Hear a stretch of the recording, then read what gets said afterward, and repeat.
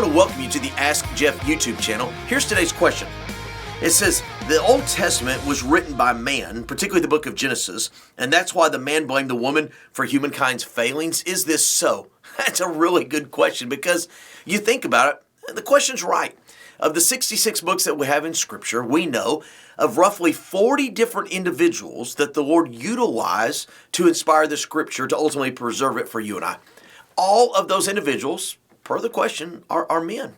And yet you go to the very first book of the Bible, the very first section, and per the question, there is this idea that man blames the woman for all the mess up. And doesn't that make sense? After all, it's a man that wrote it. Well, number one, 2 Timothy 3:16 says, all Scripture is inspired by God. So really, man was utilized, but it's God that gave us what we have. But I want to go back to Genesis chapter 3. You know, humanity falls into temptation. They fall into sin. They try to cover themselves. The Lord comes. He asked Adam, where are you? Not because he didn't know where he was. He wanted him to own up that they had fallen to the tempter. Here's what's interesting. Per the question of man blaming woman, that's not actually what happened. If you go back and read Genesis 3, you know what Adam does? He says, the woman you gave me.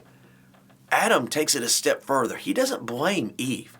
He blames God for the entire mess that they're in. And to me, that's even worse. So again, we really don't have a biblical record of, quote, man blaming woman for our mess.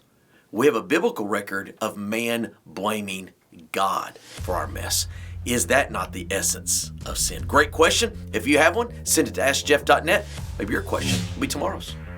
Thanks for being a part of today's daily question. Now, we answer a question each and every day. Please feel free to submit a new question at AskJeff.net. We may not have gotten to yours today, but we eventually will continue to be a part of this. Subscribe so you don't miss out on a question every day.